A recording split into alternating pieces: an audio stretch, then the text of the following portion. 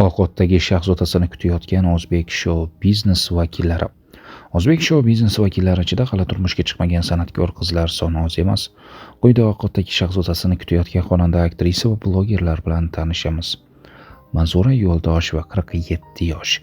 Manzura va yosh aktyorning sevgi qissasi ijtimoiy tarmoqlarda keng tarqalgandi. Bir necha oydan buyon Manzura o'zidan 20 yosh kichik aktyor Murod Yo'ldoshev bilan birga ko'rinish bergan. Videolarda to'y mavzusi ko'tarilgan. Manzuraning to'y harakatdamiz degan hazil aralash videolardan so'ng Murod Manzuraning qo'lini so'ragani aks etgan videolar ham Instagram sahifalarida joylashtirildi. Videoda qo'lida gul bilan turgan Murod Yo'ldoshevni Manzura urishib bergan va "Nima qilganingiz bu? Onangiz tengi ayol bo'lsam" deya aktyorni hovuzga itarib yuborgan. Shundan so'ng aktyor undan uzr so'rash maqsadida Manzuraning uyi oldida romantik kecha uyushtirib, "Azizim" qo'shig'ini kuylab berib, sevgilisidan kechirishini so'radi. Hozirda ularning munosabatlari davom etmoqda, ammo bu shunchaki PR bo'lish ehtimoli ham oz emas. Iroda Nosirova 43 yosh. Teleboshlovchi va aktrisa Iroda Nosirova ham hali o'z baxtini uchratmagan aktrisalardan. U bolaligidan kech turmushga chiqish xayoli bilan yashaganini aytadi. "Menga nega haligacha turmushga chiqmagansiz degan savolni juda ko'p berishadi. Bizda o'zbeklarda qiz bola voyaga yetgandan keyin darrov uzatib yuborishadi. 25 ga chiqqandan so'ng qari qiz deyishadi. Menda yoshligimdan kech turmushga chiqaman degan xayol bo'lgan. Negaligini o'zim ham bilmayman. Shunchaki shunday fikr bo'lardi. Voyaga yetib dugonalar turmush qurgach, ularning hayoti, turmushi qanday kechayotganini ko'rasiz, bilasiz. Shularni ko'rganimdan keyin turmushga chiqish menda keyingi rejalarga o'tib qolgan.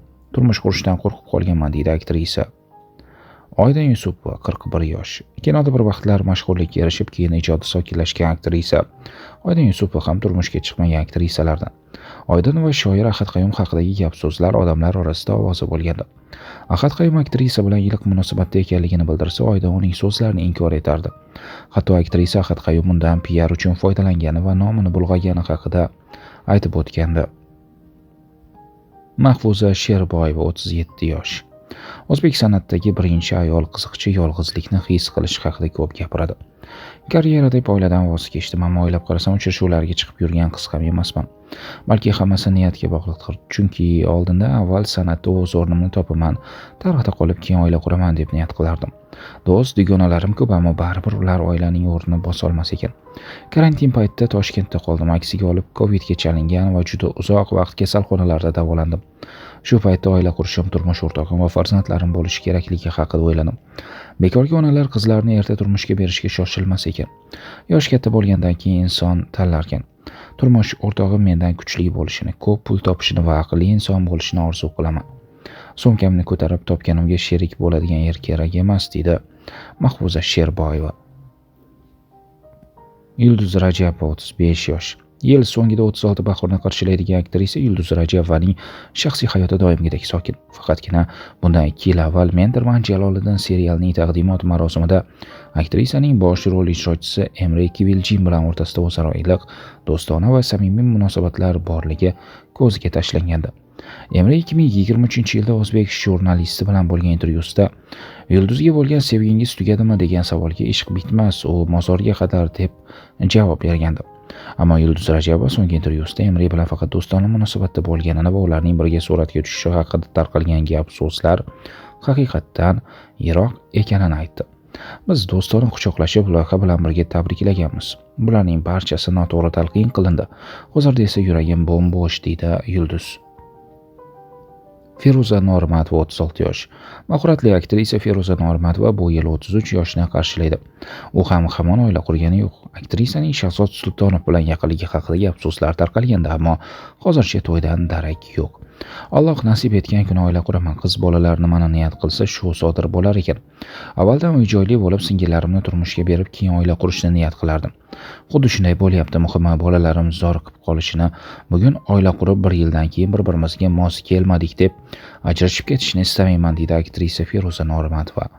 Barchon G'ofurova 35 yosh. Aktrisa va teleboshlovchi Barchon G'ofurovaga o'zidan yosh yigit Sohib Rahmatullayev turmush qurish taklifini bergan.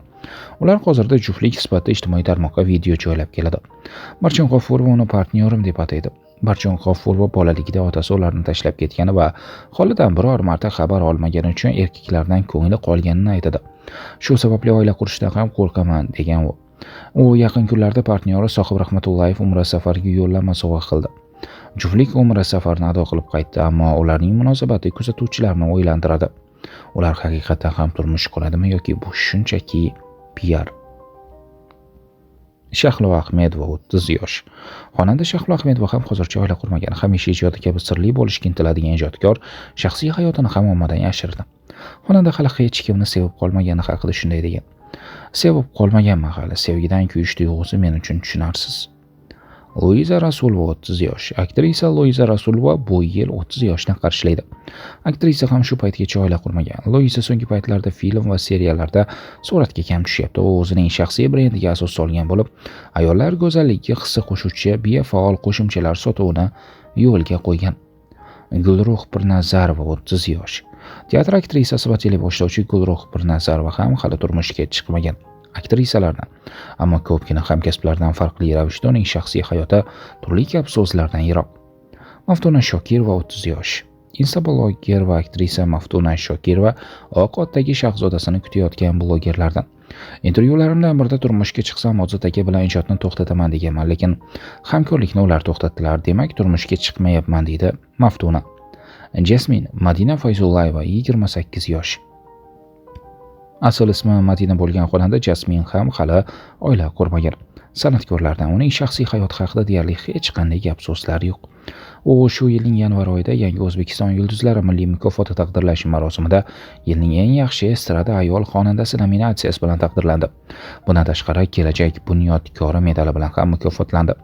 Uning kumush nolasi, sevganlari bor, jonim siz yaxshi-yu biz yomon kabi qo'shiqlari noodatiy yo'nalishga egalik bilan ajralib turadi. Aysanem Yusupova 28 yosh. O'zbek qizi film orqali tanilgan qoraqalpoqlik aktrisa Aysanemxon hozirda yangi kino va seriallarda suratga tushish bilan band. U o'zini batamom ishga bag'ishlagan. Muborak Abdullayeva 27 yosh. Instabloger Muborak Abdullayeva ham hali turmushga chiqmagan qizlardan. Hozir ko'proq taqdir haqida o'ylayman. Shu yigitga turmushga chiqasan deysa, indamay ko'mib ketadigan 18 yoshli qiz emasmiz. Turmush quradigan inson bilan dunyo qarashimiz bir-biriga to'g'ri kelishi kerak. Shu sabab tanlov jarayoni qiyinlashib qoladi. Turmush o'rtog'im bilan do'st bo'laylik. Yaxshi yomon taraflarimizni bilaylik. To'ydan keyin o'zimizdan kimnidir yasab olmaylik. Ungacha hammasidan boxabar bo'laylik deb yoshligimda niyat qilaman. Durdona Qurbonova 27 yosh. Bundan bir necha yillar avval aktrisa Durdona Qurbonovaning xonanda Imron bilan ishqiy munosabatlari haqida gap so'zlar tarqalgandi. Ammo ularning ikkisi ham bu gaplar asossiz ekanligi haqida aytishgan. Bundan so'ng xonanda Imron 2021-yilda boshqa qizga uylangan va turmush o'rtog'ini 2 yil kutganini aytgan. Rayhon Asadova 25 yosh. Yosh aktrisa Rayhon Asadova ham kelinlikka nomzodlardan biri. Bir necha yil avval aktrisaning Sardor Toirov bilan iliq munosabatlari haqida gap so'zlarga Rayhon xonandaning bir nechta kliplarda suratga tushgani sabab bo'lgan. Ular Baxtingni top, Sevmasam va Hasrat kabi kliplarda sevishgan juftlik rolini ijro etishgan. Balki ularning hayotda birga bo'lishlarini muxlislari ko'proq istashgandir. Ammo ijodkorlar mish-mishlar asossiz, ular faqatgina ijodiy hamkor ekanliklarini bildirib o'tishgan. Sardor Toirov 2022-yilning bahorida boshqa qizga uylandi. Zarina Yo'ldosheva 24 yosh. Asl kasbi raqqosa bo'lgan Zarina Yo'ldosheva ham kelinlikka nomzodlardan yana biri. Uning Shahzod Sultonov bilan munosabatlari ko'p marta muhokamalarga sabab bo'lgan. Ammo Zarina hozir aktyor haqida gapirishni istamasligini aytadi. U haqida gapirishni istamayman. Iltimos, menga u aktyor haqida hech qanday savollarni bermanglar. Nimadir bilmoqchi bo'lsangiz, uning o'zidan so'rang deydi intervyularda aktrisa. Bundan tashqari 39 yoshli komik aktrisa Anjelika Esimbetova asosan salbiy qahramonlarni gavdalantiruvchi 33 yoshli aktrisa Jarona Husanova va 29 yoshli instabloger Mag'zuna Bonu Imona Ahmedova ham hali turmush qurmagan qizlardan.